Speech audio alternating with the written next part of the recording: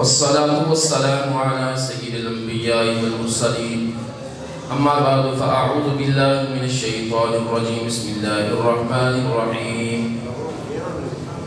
واذكر اسم ربك وتبتل إليه تبتيلا صدق الله العظيم وصدق رسوله النبي الكريم ونحن على ذلك لمن الشاكرين والشاكرين والحمد لله رب العالمين إن الله وملائكته يصلون على النبي يا أيها الذين آمنوا صلوا عليه وسلموا تسليما اللهم صل على سيدنا ومولانا محمد وعلى آل سيدنا ومولانا محمد وبارك وسلم صلاة وسلام عليك يا سيدي يا رسول الله وعلى آلك وأصحابك يا سيدي يا حبيب الله. دور و نزدیک سے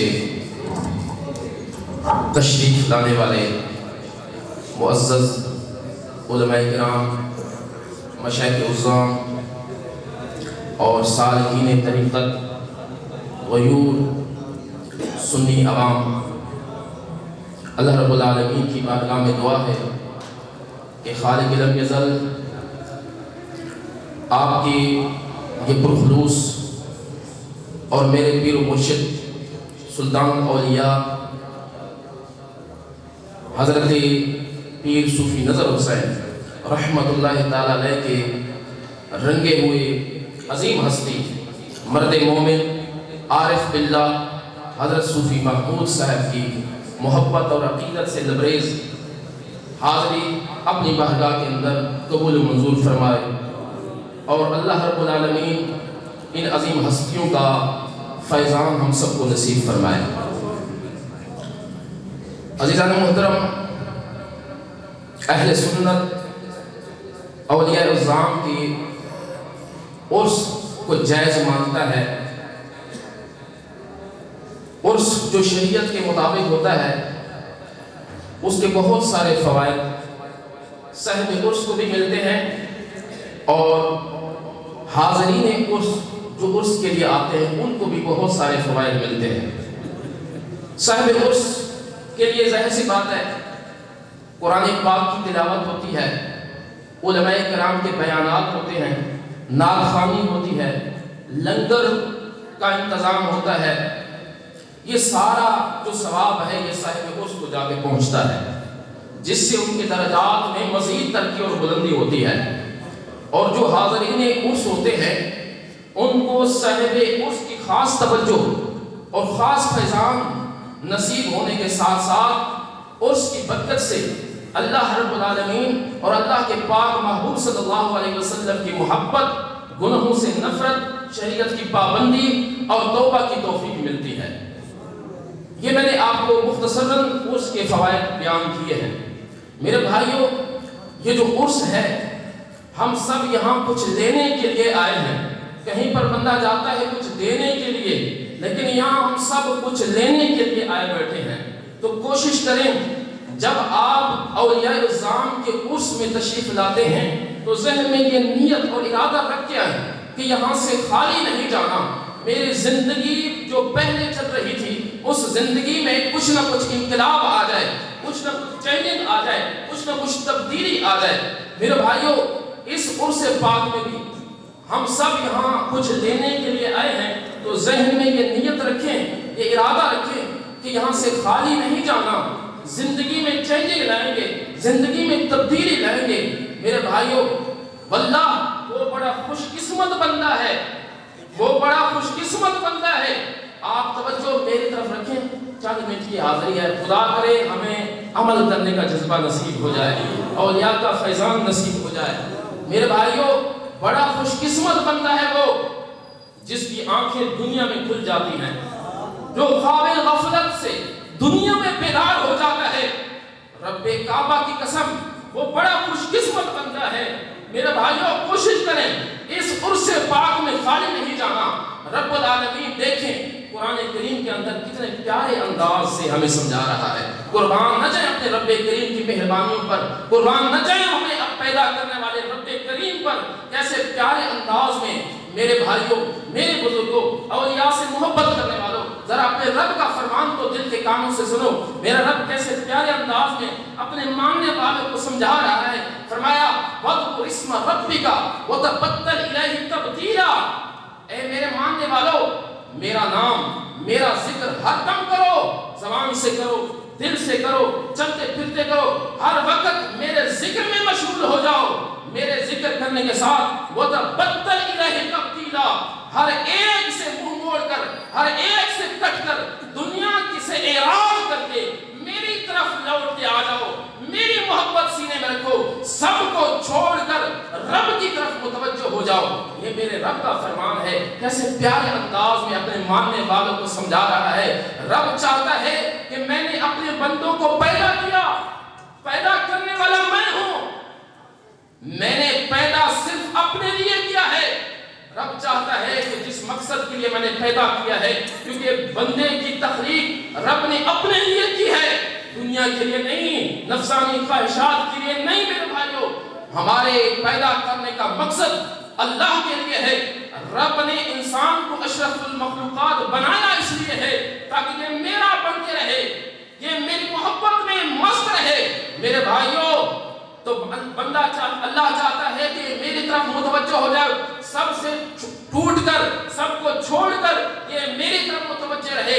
اور وہ بڑا خوش قسمت بندہ ہے جس کو دنیا میں یہ موقع ملا، جس کو دنیا میں یہ سعادت ملی. مرنے سے پہلے تو ہر ایک کی آنکھیں میرے بھائیوں کھل جاتی ہیں، قبر میں ہر آدمی کی آنکھیں کھل جاتی ہیں، لیکن خوش قسمت بندہ وہ ہے کہ جس کی مرنے سے پہلے آنکھیں کھل جاتی ہیں. میرے بھائیوں، بے شمار آپ کو اولیاء الزام ایسے ملتے ہیں کہ جو پہلے گناہوں اور غفلت کے اندر زندگی گزار رہے تھے، لیکن رب العالمین کی مہربانی متوجہ جب ہوئی، رب کا کرم ان پہ برسا، تو وہ خواب غفلت سے بیدار ہوئے. اللہ نے ان کو توبہ کی توفیق بخشی، اور پھر انہوں نے ایسا توبہ کی ہے کہ اللہ تبارک و تعالی نے نہ صرف ان کے گناہوں کو معاف کیا بلکہ ولایت کا تاج ان کے سروں پر سجا دیا ہے.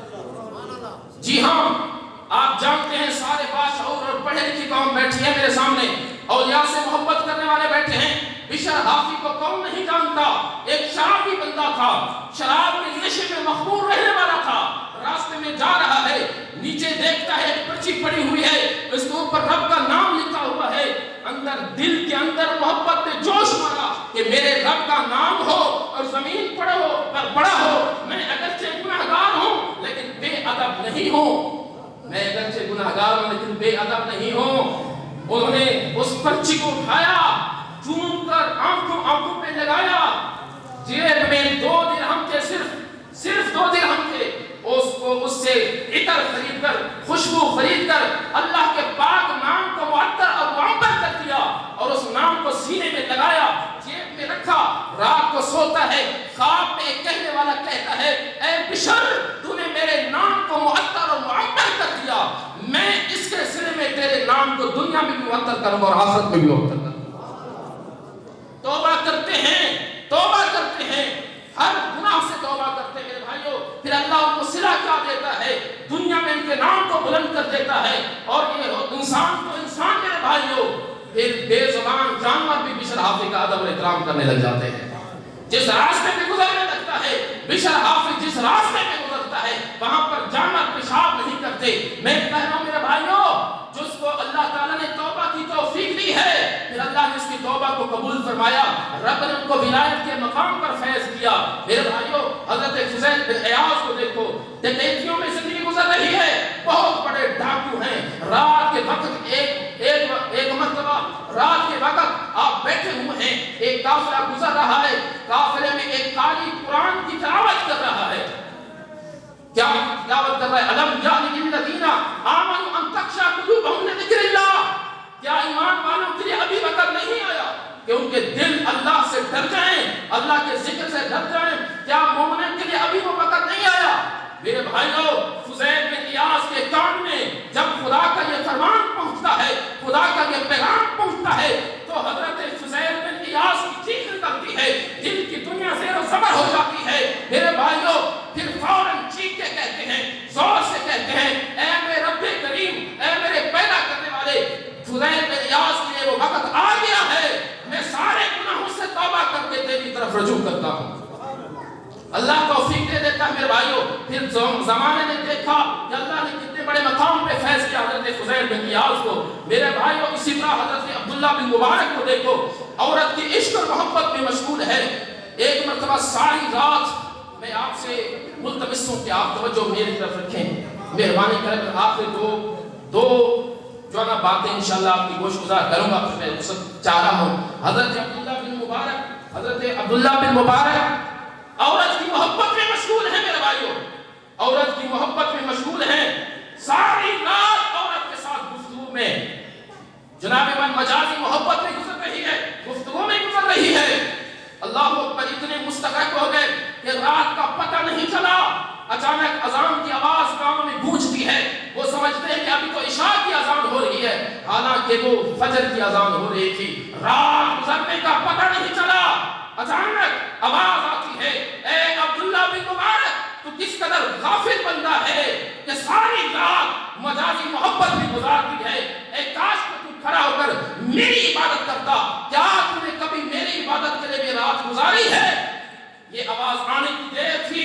عبداللہ بن مبارک کی آنکھیں کھل جاتی ہیں, غفلت سے بیدار ہو جاتے ہیں, آنکھوں سے آنسو روا ہو جاتے ہیں اور لبیک کہتے ہوئے کہتے ہیں, اے میرے رب کریم میری غلطی ہو گئی ہے, مجھ سے غلط ہو گیا ہے, میں تیری بارگاہ میں توبہ کرتا ہوں. پھر زمانے والوں نے دیکھا حضرت عبداللہ بن مبارک کتنے بڑے ولی بن گئے, نہ صرف ولی بلکہ امام فی الحدیث بن گئے, حدیث میں امام, فقہ میں امام, اتنے بڑے مقام و مرتبے پر فائز کر دیا اللہ تبارک و تعالیٰ نے. ایک مرتبہ ہارون رشید آ رہے تھے, اس علاقے میں دیکھا رش لگا ہوا ہے, پوچھا یہ رش کیسا ہے؟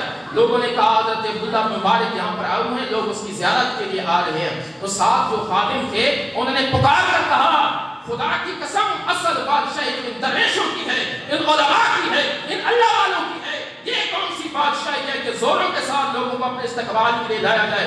اصل بادشاہی تو ان اولیاء اللہ کی ہے. میرے بھائیوں یہ انعام, یہ صلہ کیوں مل رہا ہے؟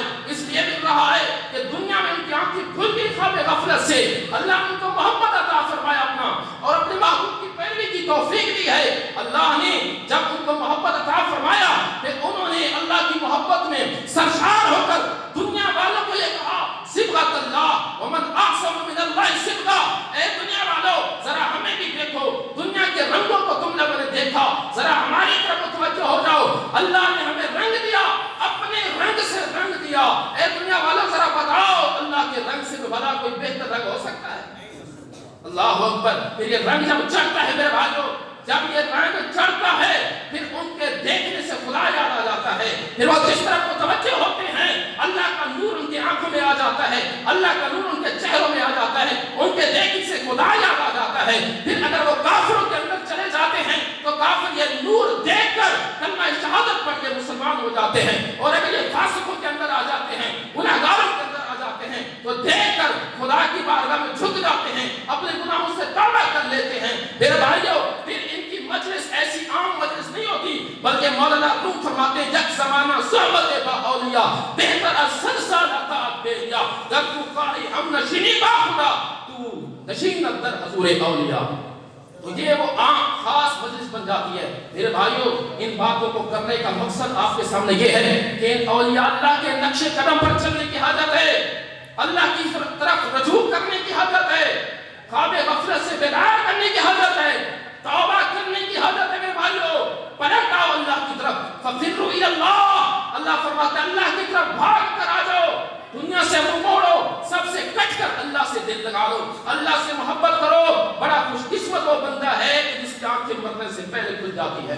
رب العالمین سے دعا کریں اللہ تبارک و تعالیٰ اس عرص مقدس کے صدقے میں خالق کائنات ہماری آنکھیں مرنے سے پہلے کھل جائیں, خواب غفلت سے بیدار ہو جائیں, اور مرنے سے پہلے اللہ تبارک و تعالیٰ ہمیں توبہ کی توفیق عطا فرمائے. یہاں سارے